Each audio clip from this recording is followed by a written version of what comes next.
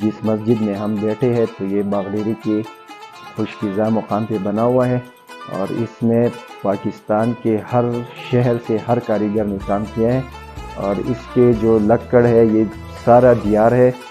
اس کے جو چھت بنا ہوا ہے اس میں 214 لم سم جو ٹائل لگے ہوئے ہیں، ہر ٹائل ایک دوسرے سے مختلف ہے۔ اس کے چھت میں کوئی پلر نہیں ہے، اس میں 2 بڑے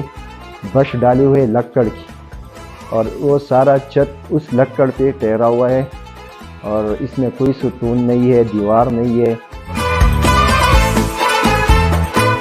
یہ باغڈیری کے مشہور عورت بیگم صاحبہ کا بیٹا بریگیڈیئر اعظم افندی صاحب نے بنایا ہے۔ اس کا ایک شوق تھا کہ میں ایک ایسا مسجد بناؤں کہ لوگوں کے لیے ایک مثال بن جائے، جو سوات کی کاریگر ہے، پاکستان کی کاریگر ہے یا دنیا کی کاریگر ہے، اور اس کے پھولوں کا کتاب بن جائے۔ اس نے اپنی ثقافتی طور پر یہ مسجد بنایا ہوا ہے۔ جمعے کے دن بہت سارے لوگ دور دراز سے اس کو دیکھنے کے لیے آتے ہیں۔ جو بھی اس مسجد کے بارے میں سنتا ہے، دیکھتا ہے، تو لوگوں کا من کرتا ہے کہ ہم جائے اس مسجد میں کچھ ٹائم گزارے،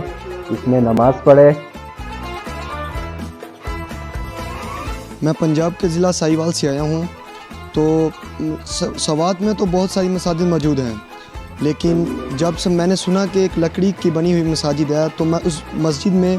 نماز جمعہ ادا کرنے کے لیے آیا، تو ماشاءاللہ مجھے میرے دل کو سکون، بہت اطمینان حاصل ہوا۔ جب میں نے مسجد کو دیکھا تو مسجد میں لکڑی کی بنی ہوئی مساجد، اور اس پہ ایک ہاتھ سے کیا ہوا مہارت انگیز ماشاءاللہ خوبصورت کام کیا ہوا، جو دل کو سکون ملتا ہے، جس سے